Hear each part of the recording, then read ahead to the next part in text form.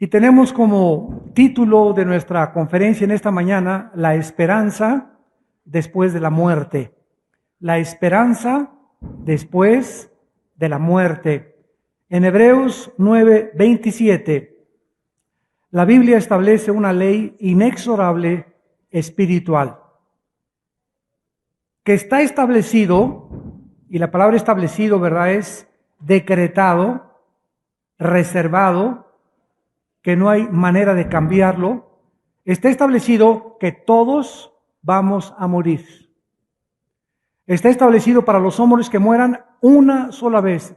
Y el Espíritu Santo enfatizó una sola vez para contrarrestar la famosa teoría de la reencarnación, que viene del Oriente y que enseña que después de la vida regresamos a una vaca o a un toro o a una cucaracha, y de acuerdo al karma que hayas tenido, ¿verdad?, evolucionamos. Sin embargo, a pesar de esta teoría, y que proviene de la India es uno de los países más pobres del mundo actualmente. Entonces hay evolución y era hora que hubiera más evolución, ¿verdad? Entonces por eso la Biblia establece claramente que no hay más que una muerte física. Y cuando muramos no existe ninguna otra esperanza. Tú puedes ahorita, saliendo de esta reunión, morir. Es de lo único que estamos seguros, que vamos todos a morir. Y después de la muerte, el juicio. Porque Dios ha establecido que la raza humana sea un grupo de agentes morales responsables de sus acciones. Y cuando Dios nos concedió la libertad de escoger amarlo libremente, en ese momento estaba involucrada nuestra responsabilidad moral.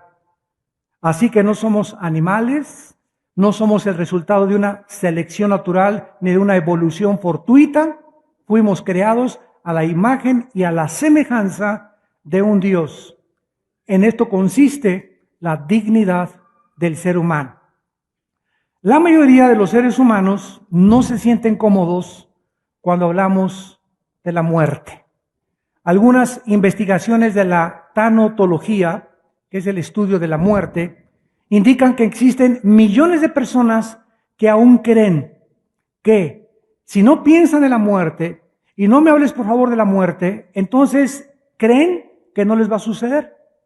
O sea, esto se llama un escapismo irreal de la realidad, desde luego, porque el hecho de que tú niegues que vas a morir y que no quieres pensar en esto, no significa que tal vez hoy mismo muchos, ¿verdad?, estén llamados a pasar a la otra vida. Sin embargo, esta negación de la mortalidad constituye una, repito, escapatoria de la realidad. Y veamos a continuación algunas filosofías de la manera como conceptualizan la muerte. Vemos en primer lugar el naturalismo. El naturalismo es la filosofía que enseña que solo la materia existe, que no hay ninguna realidad más que la materia. Por lo tanto, un Dios creador, infinito, juez eterno del cristianismo no existe. Bajo esta manera de pensar, no existe nada en el mundo espiritual, ni ángeles, ni Dios, ni serafines, ni querubines, ni propósito en la vida, absolutamente nada. En la muerte llegamos y se acabó todo. Hace muchos años había un grande físico matemático llamado Isaac Newton, uno de los más grandes físicos matemáticos de toda la historia, cristiano de la cabeza a los pies. Escribió tratados sobre el Apocalipsis, comentarios de la Biblia, y en un debate que tuvo con un ateo, el ateo le dijo: mire, señor Newton, yo no sé por qué usted piensa que después de la muerte va a haber algo. Yo no creo que haya absolutamente nada. A lo que Newton le contestó: bueno, si usted cree que no hay nada después de la muerte y que regresamos al polvo y ahí se acabó todo, pues entonces yo tampoco voy a perder nada. Pero si mi Dios tiene razón, qué amolada se va a llevar usted después de morir. Entonces, ya sea que si ustedes tienen razón, los ateos, de que no hay nada, pues no perdimos nada. Pero si ellos no creen que la resurrección de Jesucristo fue una realidad, qué lamentable situación van a enfrentar por toda la eternidad. Que negaron que había vida después de la vida. Bajo esta manera de pensar, el naturalismo enfrenta 4 problemas existenciales. Número 1, tenemos que morir. Número 2, vamos a morir pronto. Piensa lo que piensa, vamos a morir pronto y así se nos va la vida. Número 3, vamos a morir solos. Ni tu perro te va a acompañar en el ataúd. No te vas a llevar absolutamente nada, ni tu caja fuerte, ni tus anillos, ni tus guaraches, ni tus relojes, nada. Morimos tal como venimos al mundo, encueraditos. En cuarto lugar, vamos a permanecer muertos para siempre, de acuerdo al naturalismo. Algunos pueden caracterizar la condición humana como viviendo alrededor de la muerte, pero la muerte es una compañera constante de todos nosotros, es una realidad. Todos nacimos para llegar a un fin. Y todos cuando lleguemos a ese fin, se acabó. Tus esperanzas, tus ambiciones políticas, tus ambiciones de hacer el dinero, tus ambiciones revolucionarias, tus ambiciones de cambio, tus ambiciones de placeres, se acabó todo a la hora de la muerte. ¿Y cuántos mueren en un avionazo, en un choque, en un accidente, un ataque al corazón, una embolia cerebral? Y de repente, ¿tu vida qué fue? Volteas hacia atrás y cuando muriste, ¿en qué estabas pensando la última semana, el último mes, los últimos 2 meses? Vanidad de vanidades. Pensabas en tonterías, pensabas en cómo avanzar, pensabas en cómo triunfar políticamente, pensabas en esto, pensabas en aquello. Planes tenías para poder viajar en el mundo entero. Y todas estas cosas no están mal, sin tomar en cuenta a Dios. Como el caso que Jesucristo mencionó. Un hombre rico que dijo, alma mía, muchos bienes tienes, ya tengo un 70, ya llegué al 7º piso, ahora voy a tratar de guardar todos mis graneros en Banamex, en Bancomer, meter mis ahorros, voy a comprar oro y le voy a decir a mi alma, alma mía, tranquilo porque ya tengo asegurado mi futuro. Y este hombre, dice Cristo, que el día que pensó eso, se oyó una voz que dijo, eres un necio. Porque esta noche he venido a tomar tu alma. Y lo que has guardado, ¿para quién será? Los seres humanos podríamos ser llamados huérfanos cósmicos, porque estamos condenados a morir. Sin embargo, tenemos la capacidad inherente de poder nosotros hacer preguntas existenciales.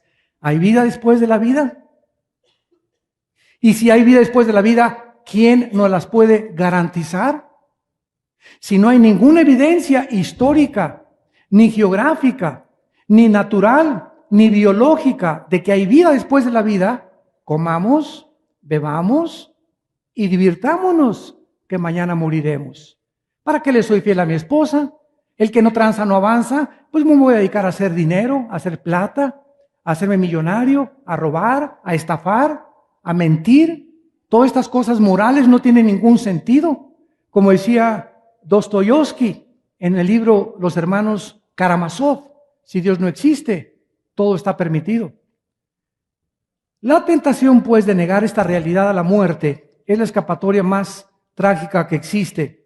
¿Por qué? Porque sin la fe en Dios, la vida carece totalmente de sentido. Todos tenemos por naturaleza temor a lo desconocido, inclusive a la muerte. Pero desde la perspectiva naturalista, como lo hemos visto, esta vida lo es todo. Y estas razones que les voy a dar a ustedes amplifican el panorama del naturalismo, que se agrava terriblemente porque todos tenemos que morir. La humanidad se encuentra extinguiéndose lentamente. Número 3, la vida en este planeta se tiene que extinguir de acuerdo a las leyes físicas de la termodinámica y de la entropía. Todo se oxida, todo se desgasta, el sol está perdiendo millones de toneladas más a cada segundo, todo se está llegando, estamos llegando a un final. Y la Tierra y todo el sistema solar, de acuerdo a las leyes de la física, tienden a desaparecer, exactamente como la Biblia lo establece. Los cielos y la tierra desaparecerán, pero tú, Señor, permaneces para siempre. Ahora, ¿cuál es el peligro de esta filosofía atea, que es el naturalismo? El verdadero peligro de aceptar que no hay nada en la realidad más que lo que somos, como decía Jean-Paul Sartre, el filósofo francés existencialista, no hay sentido en la vida más que el que le des a tu propia vida. Porque fuera de mí no existe nada, pienso, luego existo vivo, debo vivir para mí y debo concentrarme en mi vida. Todo lo demás es una ilusión y una irrealidad. La Biblia afirma, y la historia que el Hijo de Dios, el Señor Jesucristo, fue condenado por el gobernador Poncio Pilato de Judea y ejecutado públicamente en una crucifixión. Sin embargo, la Biblia dice que a los 3 días, y vamos a ver las evidencias históricas, arqueológicas, de la resurrección de Cristo, la Biblia dice históricamente que Cristo se levantó a los 3 días después de la Pascua. En el libro de Juan, Evangelio de Juan, capítulo 20, tenemos uno de los registros de la resurrección del Hijo de Dios. El primer día de la semana, María Magdalena fue de mañana y siendo aún oscuro al sepulcro vio quitada la piedra del sepulcro. De acuerdo a Josefo, historiador judío del primer siglo de la era cristiana, de acuerdo a Plinio, toma los nombres y apúntalos y búscalos en el internet, Josefo y Plinio, historiadores del primer siglo de la era cristiana, cuando los romanos habían ejecutado a un supuesto criminal o a un supuesto bandido, como creyeron que era Jesucristo, o que quería encabezar una insurrección contra Roma, ponían una guardia de soldados romanos y cuando sellaban la piedra, los que nos han acompañado a Jerusalén, o ustedes que han ido a Israel, han visto cómo la tumba de Jesucristo ahí está todavía cerca del monte de la Calavera, y ponían piedras inmensas que entre 12 soldados romanos apenas podían empujar. Con eso sellaban la piedra. Y si alguien trataba de robar el cuerpo de la persona que había sido enterrada por ejecución y órdenes punitivas del gobierno romano, los soldados romanos eran ejecutados a muerte. Así que cuando ella llega, esta mujer, y ve la piedra quitada y los soldados, ¿verdad?, no estaban o estaban dormidos, nos damos cuenta históricamente que los 4 evangelistas coinciden con el mismo registro histórico. Entonces corrió María Magdalena y fue a Simón Pedro, el otro discípulo, aquel al que amaba Jesús, o sea, Juan. Y les dijo, se han llevado del sepulcro al Señor y no sabemos dónde le han puesto. Y salieron Pedro y el otro discípulo y fueron al sepulcro. Corrían los 2 juntos, pero el otro discípulo corrió más a prisa que Pedro y llegó primero al sepulcro. Y bajándose a mirar, vio los lienzos puestos allí, pero no entró. Luego llegó Simón Pedro tras él y entró en el sepulcro y vio los lienzos puestos allí y el sudario que había estado sobre la cabeza de Jesús, no puesto con los lienzos, sino enrollado en un lugar aparte.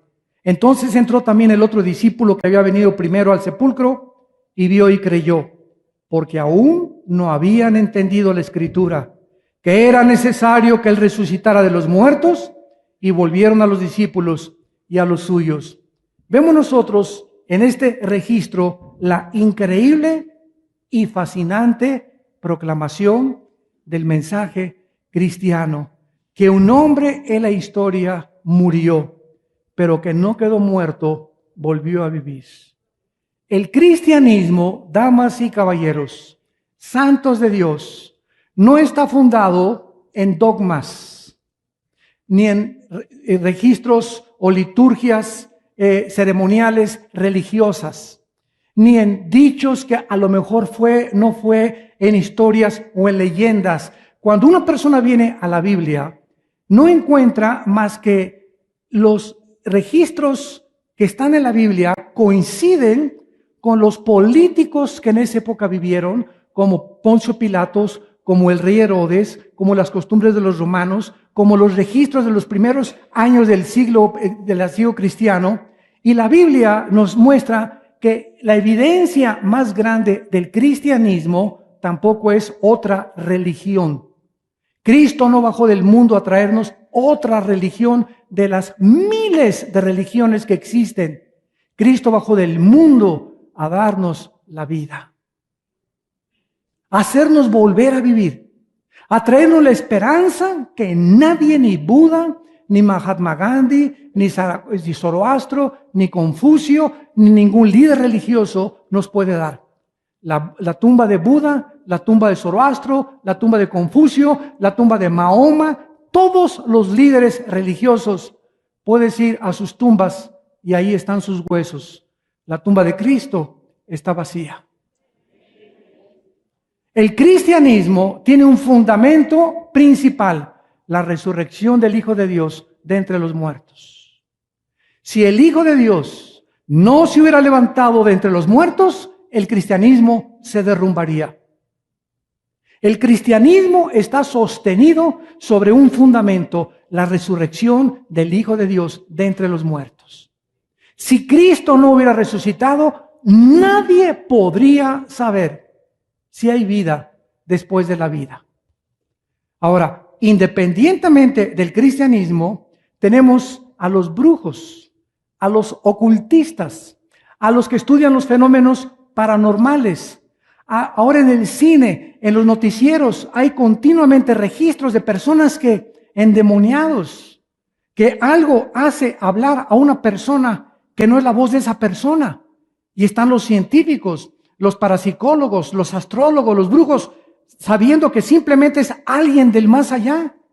Los que se juntan para tener reuniones con los médiums, para invocar el espíritu de Cuauhtémoc, o para invocar el espíritu de tu abuelita, para saber si tu abuelita se comunica contigo. En todas estas costumbres parapsicológicas y paranormales, el mundo sabe de alguna manera, sin tomar en cuenta el cristianismo, que hay algo que trasciende el mundo material, que hay algo que es espiritual, que aunque no lo vemos, es más real que el mundo en que vivimos. Los egipcios enterraban a sus muertos, no tenían la Biblia, y les ponían comida y las armas. Algo les decía a los egipcios que iban a necesitar la comida después de esta vida. Todos los babilonios, egipcios, sumerios, no hay una sola tribu o una sola civilización. Señores arqueólogos y antropólogos que nos escuchan, y sociólogos, no hay una civilización en la historia que no haya creído en vida después de la vida. Y la pregunta es, ¿de dónde viene este concepto en el ser humano? ¿Por qué los changos no lo tienen? ¿Por qué tu perico que tienes en tu casa no la tiene? ¿Por qué tu perro Fido no lo tiene? ¿Por qué los delfines no lo tienen? ¿Por qué los animales no tienen conciencia que van a morir? Y que la vida va mucho más allá de esta vida. Porque la Biblia dice en Eclesiastés capítulo 3, versículo 11, que Dios puso la eternidad en el corazón humano. Traemos dentro de nosotros el principio de la eternidad, que esta vida no lo es todo. Y como no todos tienen la verdad revelada en las Sagradas Escrituras, por tener este principio espiritual de que esta vida no lo es todo, inventan las religiones. Inventan traer comidas a la luna, irse a la pirámide de Teotihuacán y cargarse de energía. Invocar que hay otros extraterrestres por otros lados, que algo trasciende más el mundo. Invocar a los espíritus, los dioses griegos, la mitología griega, la mitología romana. En todas las culturas, civilizaciones y mitos de las culturas antiguas existía el anhelo del ser humano de los dioses. De los dioses. Y cuando Pablo llega, ¿se acuerdan? Hechos 17. Al aerópago de Grecia, la cultura de la filosofía griega que estaba en su apogeo. Había un griego que se llamaba Zenón, y había dos ramas de los zenonitas, los epicúreos y los estoicos. Unos creían que la razón era la única cuestión para vivir. vamos a razonarlo todo. Si no está dentro del razonamiento humano, no existe. Y otros comenzaron a pensar, no, aunque no exista, lo más padre de la vida es el placer. Comamos, bebamos. De ahí las orgías romanas, las orgías griegas, el culto de los griegos a la belleza del hombre, que se volvieron la mayor parte de los griegos homosexuales. Alejandro el Magno era homosexual. El culto a la figura física del hombre, se dedicaron a eso. Sin embargo, Pablo vio una estatua grandísima que decía al Dios desconocido.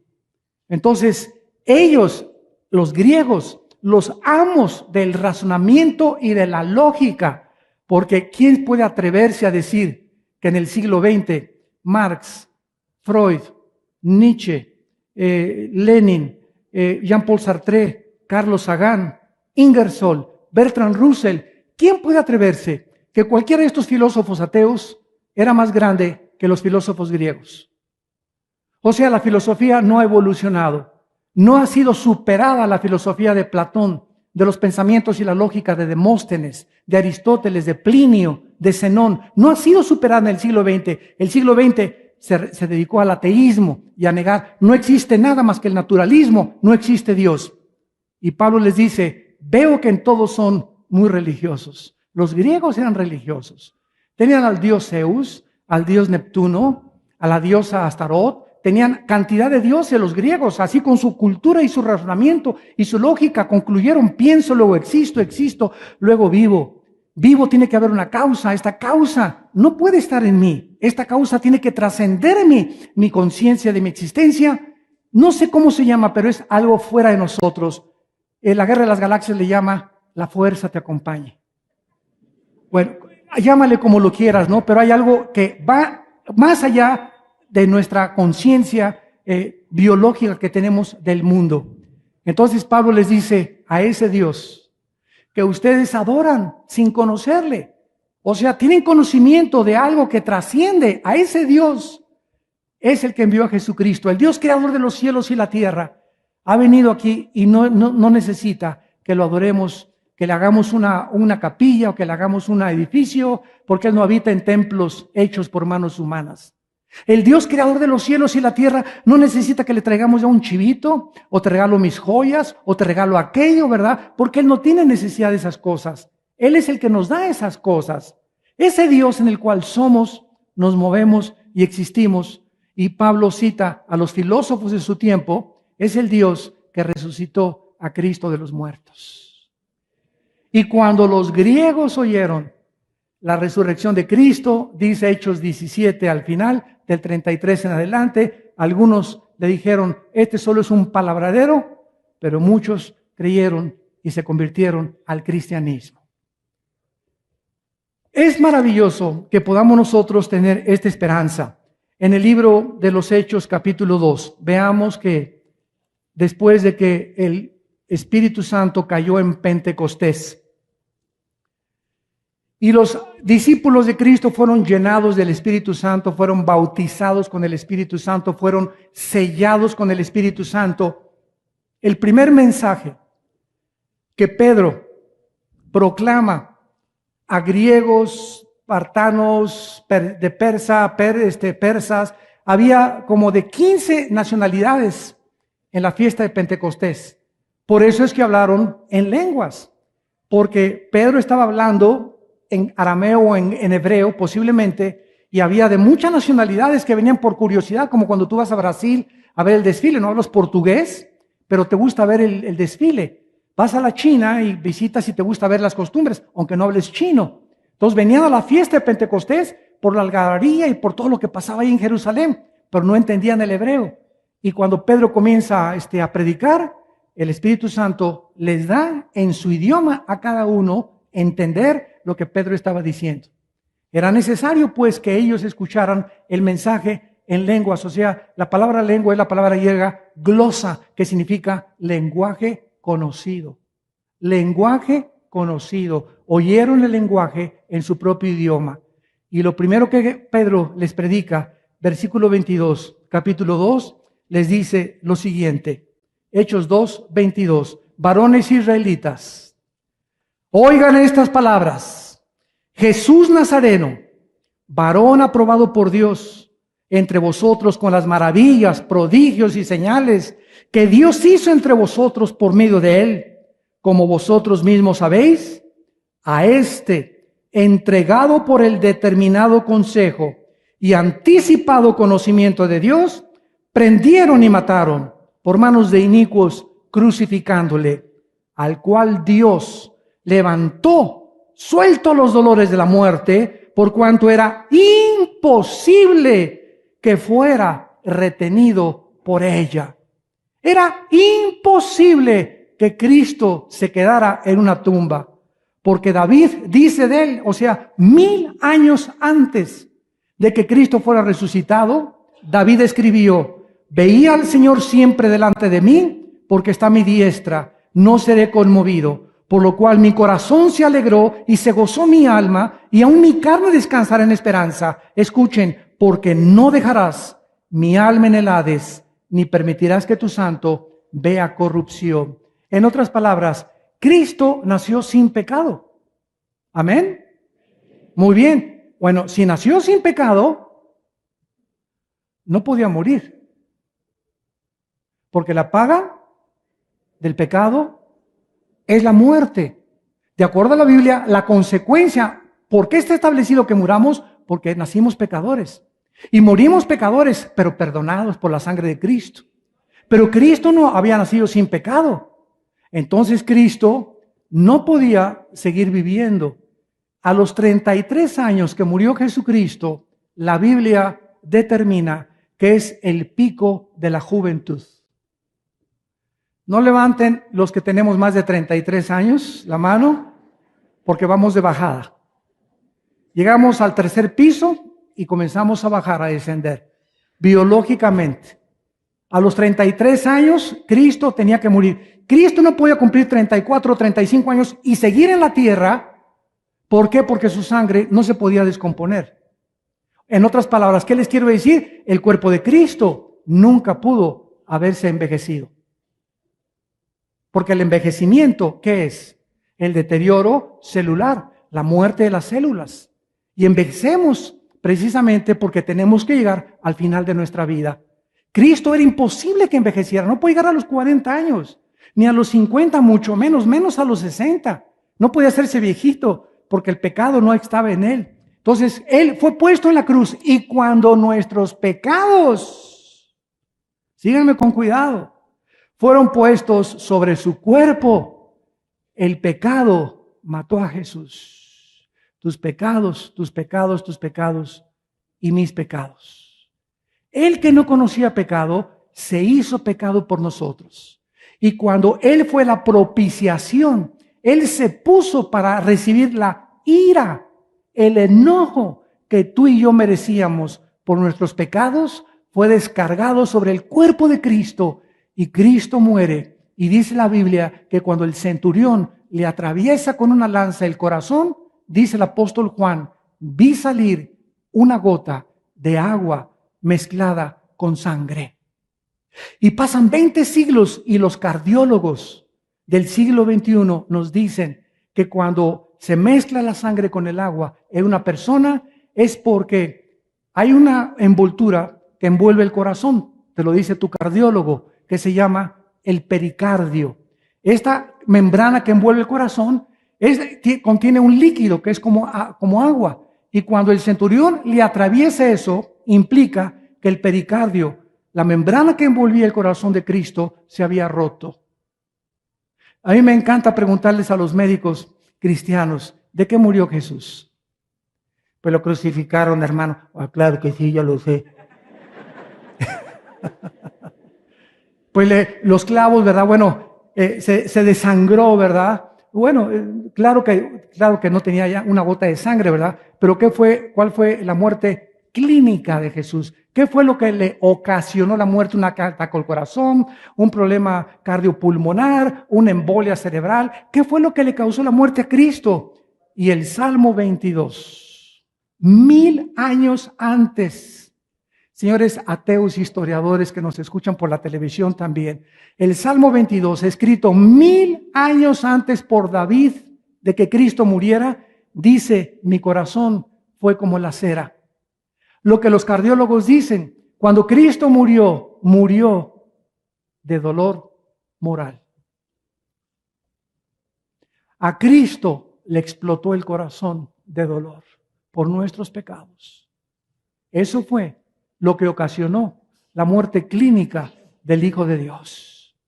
Y por eso se pone el testimonio del centurión, que sale una gota mezclada con agua, porque Cristo ya tenía totalmente deshecho el corazón, murió de dolor. Ustedes que son madres saben lo que es perder un hijo, y hay madres que vemos en la televisión que matan a sus hijos y se ponen, ¿verdad?, pobrecitas gritando, pero así desesperadas, y bueno, pasan 2 o 3 días, pero no se murieron. Hoy pasa una semana, un mes, y son consoladas y siguen adelante viviendo. Pero imagínate nada más, qué dolor tan grande, tan grande, tan grande Cristo tuvo en Getsemaní. Cuando cae de rodillas y le dice a Dios, y la sangre comienza a salírsele, a transpirar sangre por las células de su piel. Padre, si es posible. Señor, diles mejor nada más que se porten bien. Diles, mira, que todas las religiones son buenas, todas las religiones, si las saben llevar, todas llegan a ti, Señor. Diles eso. Y el padre le dice, no, hijo, en mi inmensa y profunda sabiduría y conocimiento, no hay otro camino, no hay otra manera, porque sin derramamiento de sangre no hay perdón de pecados. La vida tuya tiene que ser derramada sin pecado para perdonar a millones de personas. Y si hubiera habido otra forma en que Dios nos perdonara, Cristo no hubiera tenido que morir en una cruz. Y siempre se los digo a los religiosos, mira hermanos, si con sus rodillas, sus sacrificios, sus peregrinaciones, vendiendo su dinero y dándose los asilos o teniendo una religión, ¿puede usted salvar su alma? La muerte de Cristo fue un desperdicio. Fue un desperdicio. Seguimos la línea de la lógica elemental y el razonamiento humano. ¿Cuál fue la razón por la que Cristo murió? Porque si no, Cristo no muere, no somos perdonados. Ahora, ¿sabes una cosa? En tercer lugar, no eres tú el que determina cómo irte al cielo, sino Dios. Tú no eres el que determinas al maestro, maestro, vengo a estudiar japonés. Quiero que me enseñe esto y esto. Espérame tantito. Si vienes como mi estudiante, te tienes que aprender a someter al maestro porque me tienes que reconocer que tengo más conocimiento que tú. Si quiero estudiar matemáticas, no comienzo con ecuaciones, cálculo diferencial o matemáticas cuánticas. Comienzo con aritmética, sumas, cuadrados, restas, divisiones. Porque así es un proceso. Entonces, si quieres venir a Dios y establecer tú las reglas y decirle es que de acuerdo a mi pensamiento infinito, poderoso, más grande que el tuyo, yo pienso que yo me puedo ir al cielo haciendo esto o aquello. Esa es la soberbia humana.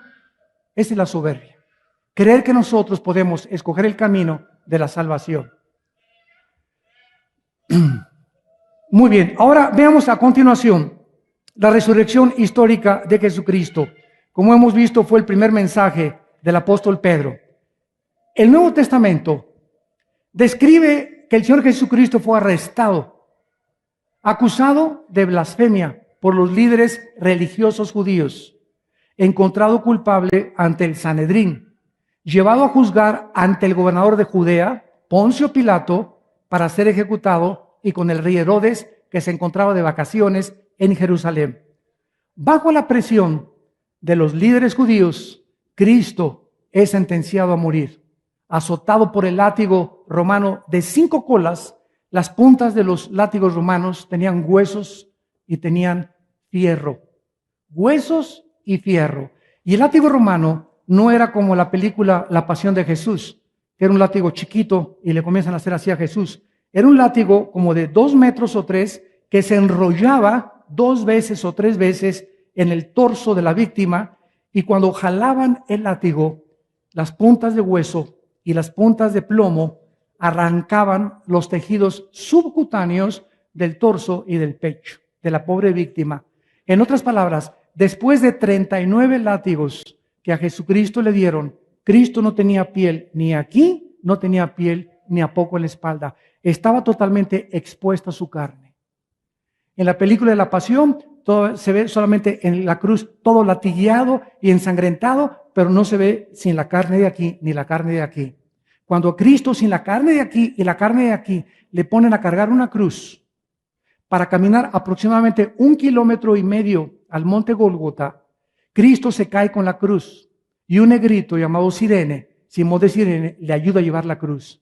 Al acostar a Cristo en la cruz, su espalda totalmente expuesta, sin los tejidos ni la piel, imagínense el dolor que sentía cuando es parado y recargado otra vez en la cruz, y él cae sobre su cuerpo en la cruz y sus manos son jaladas por el poder de los clavos. En ese momento la respiración de los crucificados era sofocante. Para poder hacer esto y respirar, tenían que jalarse, y cada vez que se jalaban todo su cuerpo, y era un dolor el poder respirar. Por eso la mayor parte de los crucificados morían cuando los soldados romanos les rompían mejor los huesos de las rodillas para que ya se cayera su cuerpo y se asfixiaran. Era una de las misericordias de los romanos. Así mataron a Espartaco y a miles de gladiadores en los tiempos de Roma. Cuando Espartaco se rebeló contra el gobierno romano, los colgaron así por toda la entrada de la vía romana y les rompieron las piernas para que murieran asfixiados después de dejarlos sufrir 4 o 5 horas en la cruz del Calvario. Cristo, después de que es sentenciado a muerte, un centurión romano le atraviesa el costado, una enorme roca es puesta en su tumba. José de Arimatea, un miembro del Sanedrín, les presta, de acuerdo a la historia, José de Arimatea era miembro del Sanedrín en la época de Cristo, les presta la tumba para que ahí lo enterraran. Pero en la madrugada del domingo, aleluya, aleluya, aleluya, aleluya, el Señor. Perdón mi entonación. Si el diablo hubiera sabido que Cristo iba a resucitar, no lo hubiera matado. 1 Corintios capítulo 2. Si los príncipes de este mundo hubieran sabido que Cristo iba a resucitar, no se le hubieran metido a Judas Iscariote para que lo traicionara. Y a los 3 días, Jesucristo se levanta entre los muertos. Y a las primeras que se les aparece son a ustedes, mujeres.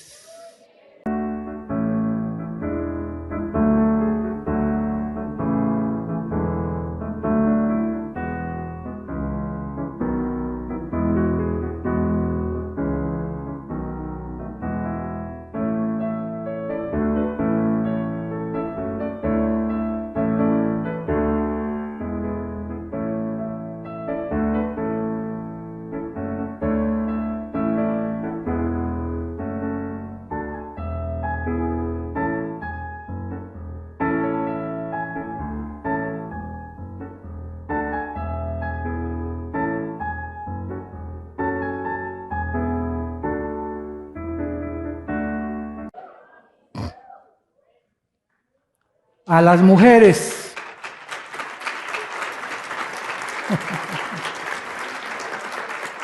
Esto demuestra que aunque la mujer es un vaso frágil, comparado con la fuerza física del hombre, la mujer puede tener mucho más fuerza espiritual y emocional que muchos varones.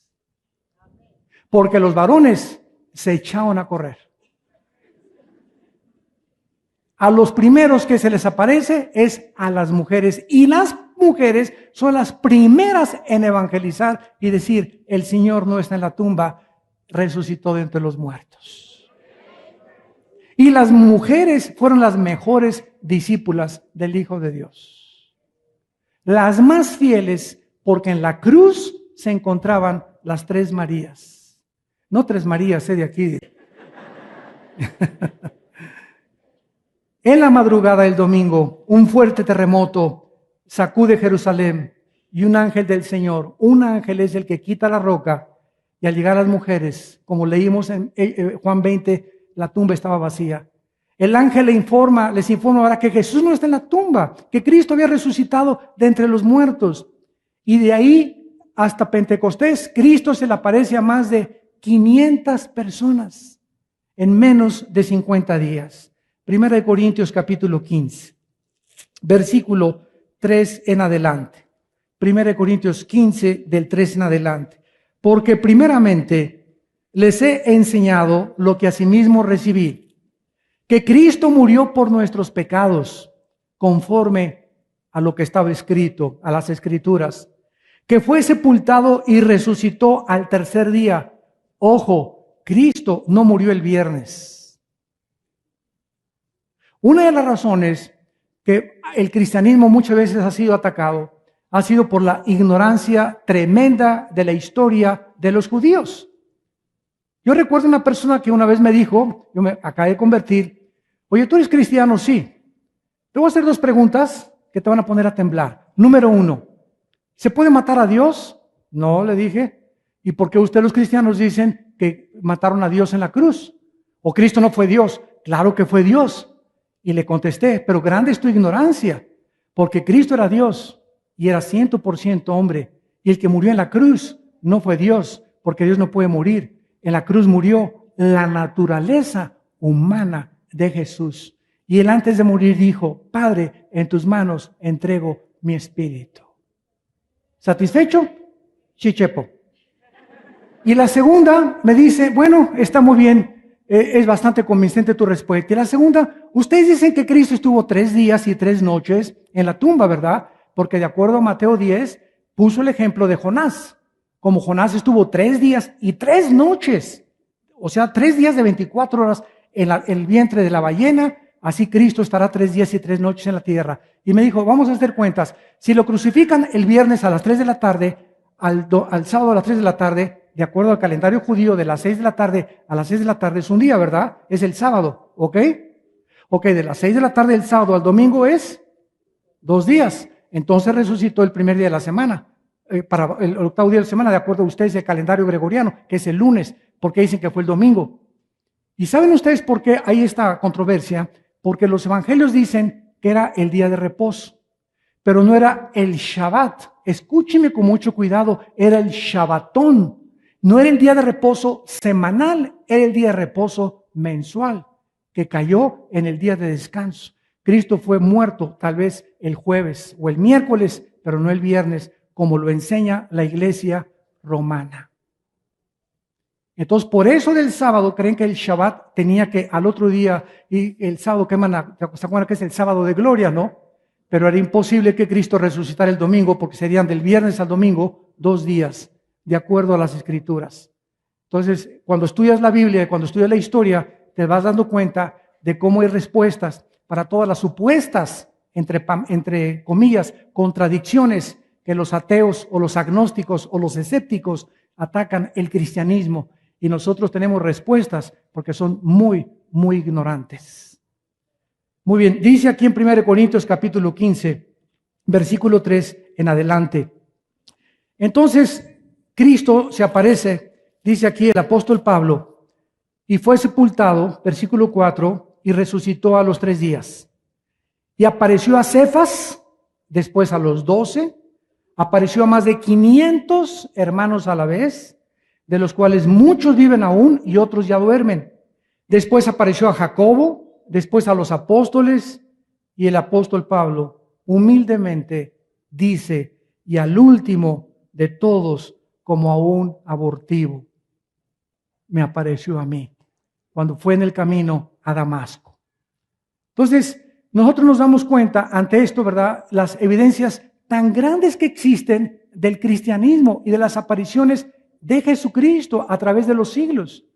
Pero si seguimos buscando evidencias, como una vez una persona en un programa de televisión me dice, mire, yo sinceramente, señor Alducin, no creo que ni Cristo haya vivido.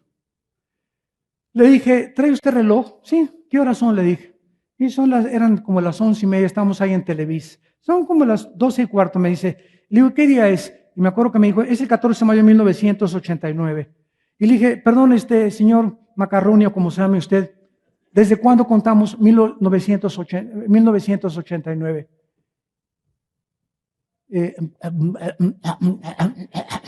¿Desde cuándo contamos 1989? Le vuelvo a preguntar, después de Cristo.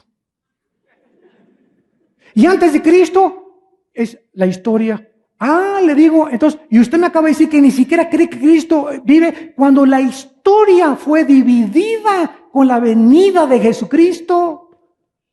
Es tan grande el impacto de la vida de Jesucristo que la historia la dividió antes y después de Cristo, y hasta los ateos se lo saben de memoria. Es tan grande la vida de Jesucristo que es el único personaje de quien se celebra su nacimiento el 24 de diciembre, aunque sabemos que no nació el 24 de diciembre y como muchos legalistas, es una fiesta pagana, no pongas árbol de Navidad. ¿Sabes una cosa? Mi esposa pone un árbol de Navidad precioso y aprovechamos la Navidad para dar testimonio de Cristo. ¿Qué importa cuándo haya nacido? Lo importante es que haya nacido en tu corazón. Entonces no te preocupes por eso, son tonterías.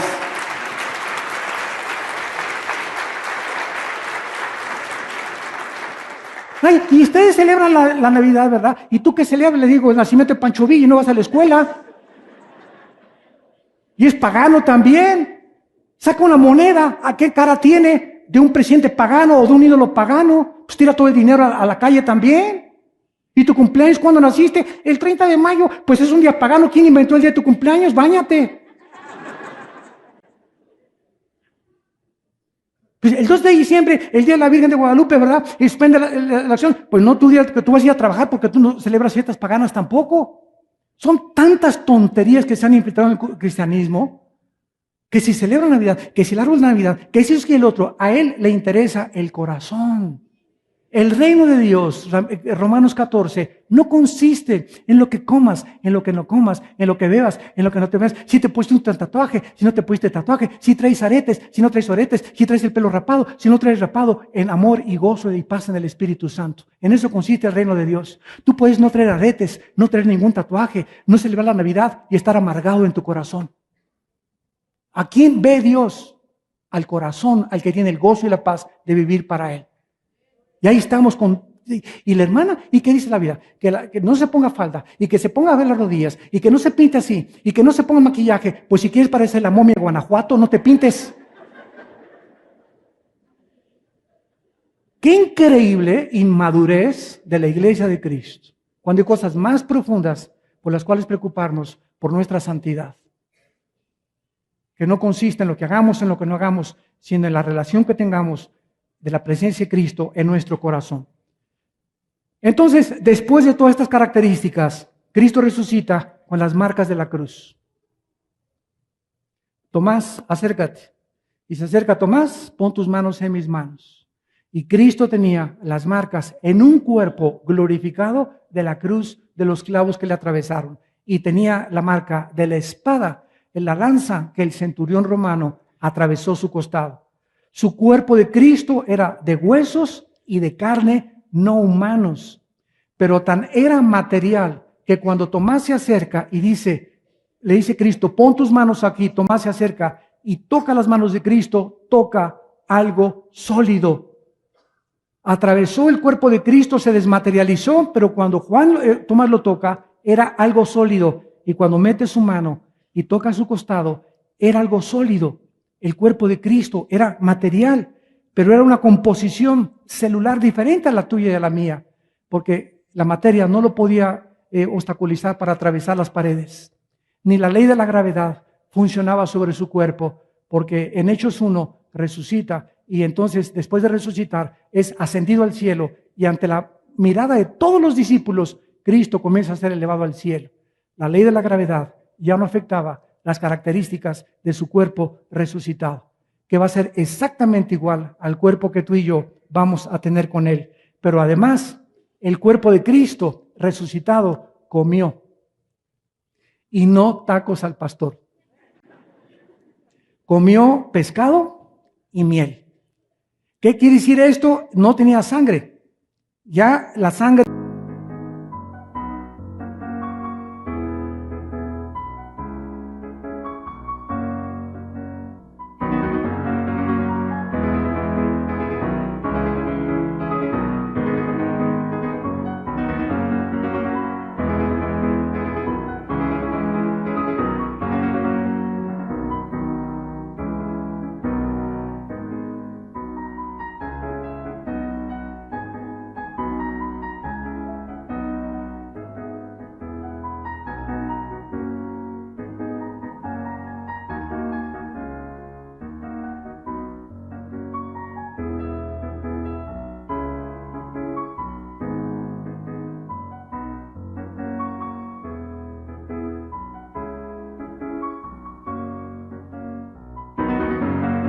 no va a gobernar nuestro cuerpo.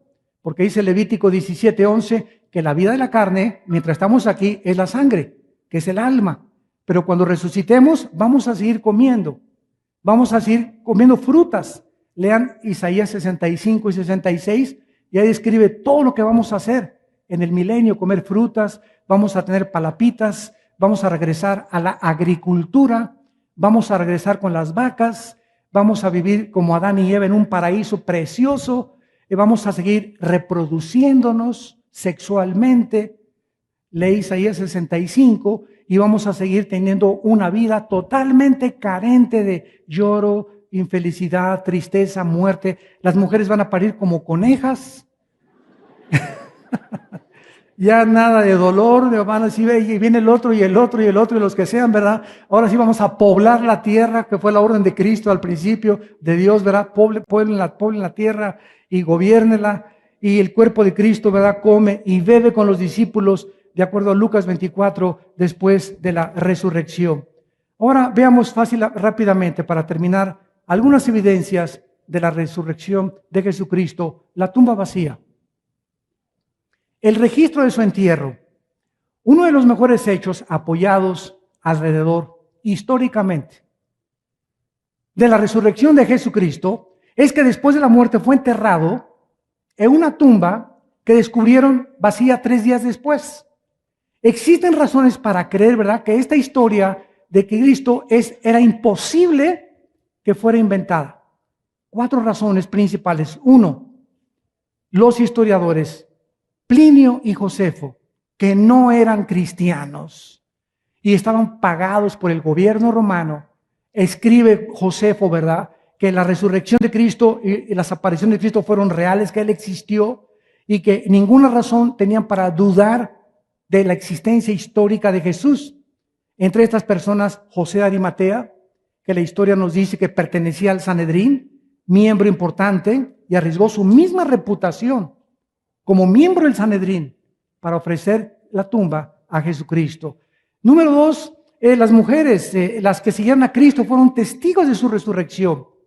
Número 4, los apóstoles. El primer siglo, los primeros 100 años de la era cristiana, los apóstoles escribieron y terminaron de escribir la Biblia.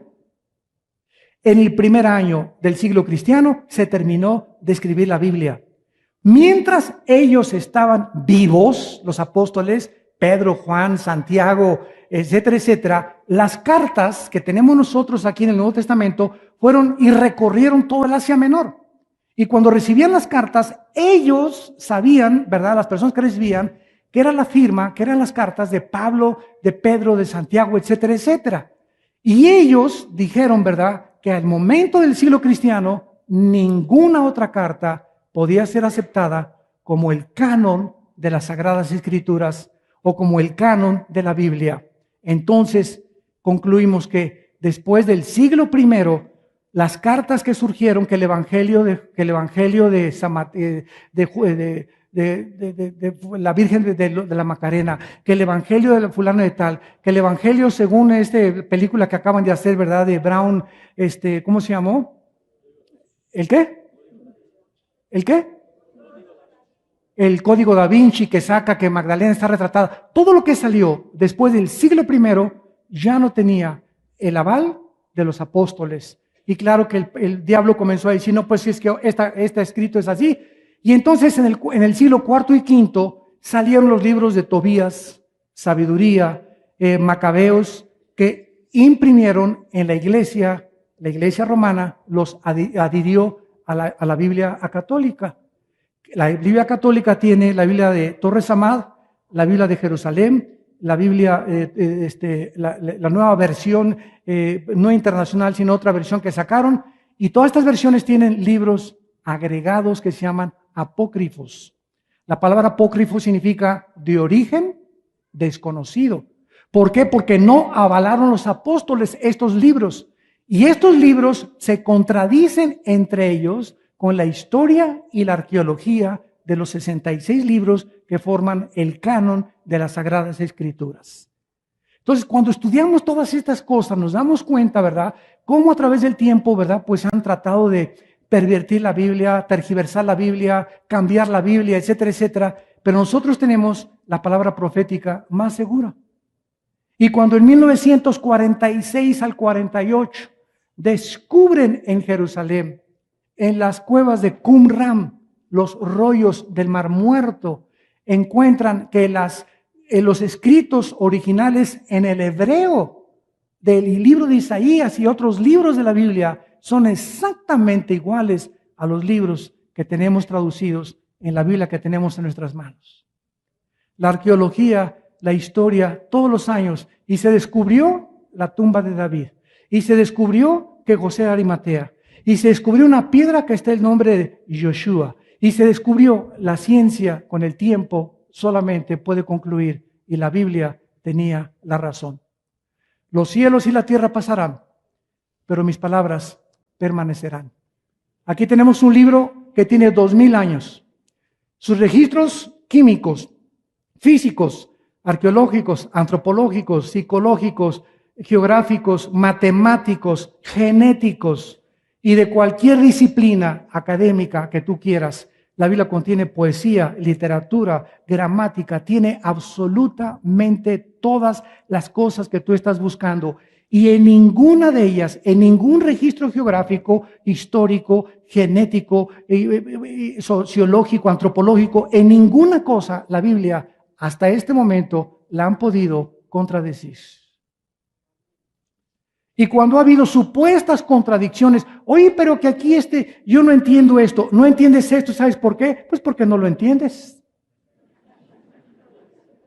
El problema no es de la Biblia, el problema es tu capacidad limitada, intelectual que tienes y la carencia del Espíritu de Dios para que te abra la calabaza que tienes y puedas entender los pensamientos de Dios que no son nuestros pensamientos. Entonces, si ni siquiera entiendes la fórmula de Einstein, E igual a mc al cuadrado, ¿cómo quieres entender los pensamientos de Dios? No sabes ni lo que es la tanatología, no ha salido ni siquiera de tu colonia. Y dices que Dios no existe, pues ¿en dónde lo has buscado? Cuando nosotros comenzamos a ver la irracionalidad, el escepticismo y el agnosticismo de la gente, qué soberbia tan grande tiene el intelecto humano. Porque mis pensamientos de Dios, dice, no son nuestros pensamientos. Y si tú quieres conocer la verdad, Jesús dice que te va a hacer libre de tantos prejuicios, de tantas filosofías, de la soberbia de los seres humanos que se han convertido en dioses. Oremos. Señor, te damos gracias por tu palabra. Bendito sea el Dios y Padre de nuestro Señor Jesucristo, que nos ha hecho renacer para una esperanza viva por medio de la resurrección de Jesucristo de entre los muertos, para una herencia incorruptible, incontaminada en los cielos, habiendo huido de la corrupción que hay en el mundo a causa de las pasiones desordenadas de los seres humanos. Jesús dijo, viene la hora cuando todos los muertos oirán la voz del Hijo de Dios. Unos saldrán a resurrección de vida, otros saldrán a resurrección de condenación. Los justos resucitarán como las estrellas en el firmamento a perpetuidad, mas otros serán condenados eternamente, porque se les concedió la libertad de amarme, dice el Señor, y escogieron rechazarme y seguir su propio camino. Porque ancha es la puerta que conduce a la perdición y la mayoría van por ella, y angosto y estrecho es el camino de la salvación y pocos son los que lo encuentran. Dios te manda en esta mañana a arrepentirte de tus pecados, por cuanto ha establecido un día del juicio en el cual te juzgará, dando por testigo a Jesucristo con su resurrección. Si Él resucitó, hay vida después de la vida y volveremos a vivir. Y volveremos a vernos unos a otros y podremos en ese día saber que la gracia de Dios no fue en vano en nosotros. Señor Jesús, gracias por tu muerte. Gracias por haber vencido la muerte. Gracias por esa resurrección que es la que ha traído esperanza a nuestra vida, de que esta vida no lo es todo, y que muy pronto, cuando vayamos todos a la tumba, porque todos tenemos que morir, volveremos a vivir por el milagro, porque tú eres el Dios de la vida. En esta mañana, en esta tarde, muchos de ustedes que nos ven por la televisión también, les invitamos a que vengan a Cristo. En esa cruz Él pagó por tus pecados. Todos tus pecados fueron puestos en Él. Y Él te pide que tú te arrepientas y que le aceptes como tu Señor y como tu Salvador. Con estas palabras: dile a Dios: Señor, perdona mis pecados. Creo que en la cruz pagaste por ellos con tu sangre. Ahora creo que a los 3 días venciste la tumba para darme la esperanza de una vida nueva, de vivir para conocerte y tener una relación contigo en espíritu y en verdad. Señor Jesús, gracias por esa sangre con la cual me limpias de mis pecados y con tu resurrección para la vida nueva que ahora comienzo a vivir en el nombre de Cristo.